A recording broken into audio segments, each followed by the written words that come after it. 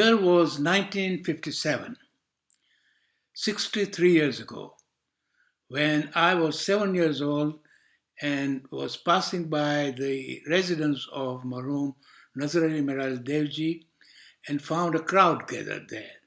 So I went to investigate and found Karama, who was Bapa's driver, standing next to the Zephyr car, green with the white top, with tears in his eyes.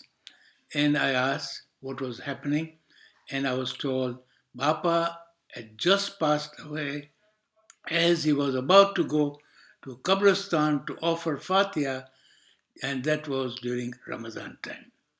Bapa was a renowned business tycoon with business capability and had wisdom and was a philanthropist. On Bapa's passing away, Ma had to care for 17 children. 8 of them were grown up and married, but 9 were very young, and the last one was 1 year old. With compassion, with patience, love, and sacrifice, over a period of 50 years before she died, she carried the family to heights which we know. She brought up children into a very religious and also comfortable standard of living. She trained her children in so many ways, including also how to be careful with expenditure of money and saving. The family will remain eternally indebted to Ma, who has done so much for the family. Her wish was that all her children, her grandchildren, and her great grandchildren should always remain happy wherever they are.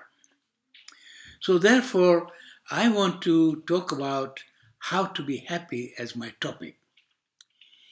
You have to remember that happier people enjoy better health and longer lives.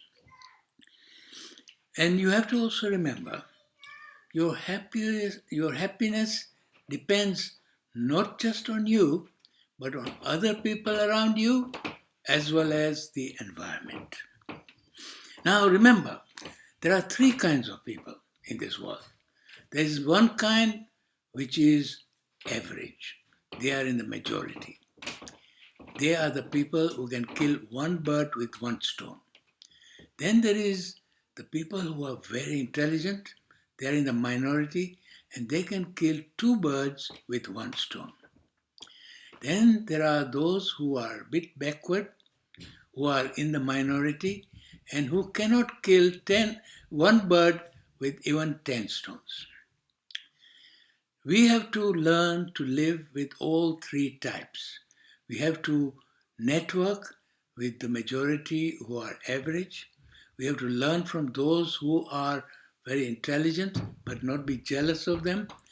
And those who are backward, they didn't choose to be that way. They are some of them who are got a lot of good gifts, and some of them will stand by you when others won't. So you have to be good to everyone, regardless of their nationality, culture, religion, or race, because you never know.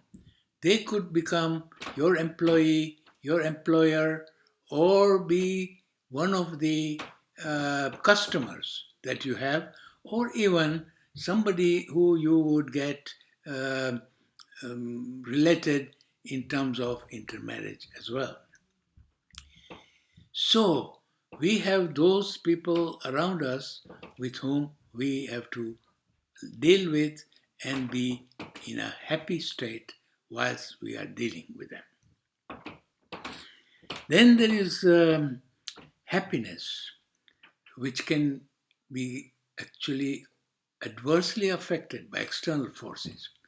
So people who are rude to you or who have swindled you or who are very aggressive, or there are people who are control freaks or who are argumentative, they can take away a bit of your happiness.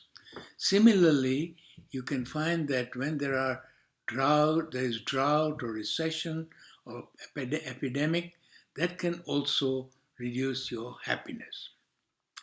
But those are the external forces. The internal forces is when you yourself have got negative thinking and you've got a lot of jealousy within you and you've got a lot of anger within you and you've got a lot of fear within you and you are very insecure in yourself, you find that you yourself create problems for yourself and do not feel happy as you should.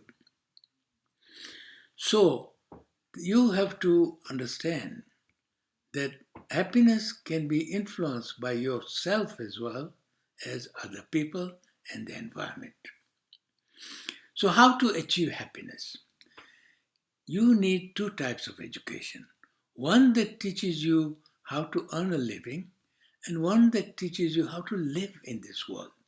When you master these two types of education, you generate 7 types of wealth. And wealth is not just money. When you have positive thinking, when you have good health, when you have good, excellent relations with your family and your friends and colleagues, and they can stand by you in times of need, and you have got wisdom, and you like the job you are doing, and you are able to help other people who are less fortunate, you have got a lot of wealth. There are 7 types of wealth. Everybody in this world is wealthy, but in different proportions. Those people who are thankful to God for what they've got and who are contented, these are the happy people. So, how do we make sure that we are happy? We have to ensure that we make other people happy. When you give happiness to other people, this gives you happiness. Secondly, every day take stock of your life and see how many gifts you have got, how many endowments you have got. You can see, you can hear, you can talk, you can walk, you've got food, you can travel. All those good things that you've got, you must thank God for that and be contented. When you take stock of those things, you are genuinely thankful, you will find you will be happier. And the final thing is, everybody has got problems. At different stages of life, they have different kinds of problems. Problems have been there, are there, and will be there. Never say, I don't want problems. Develop strategies of coping with the problems. Do you know that when you have problems, you can still afford to be happy? So you have problems, you learn how to handle them, but you can still be happy in yourself. Thank you.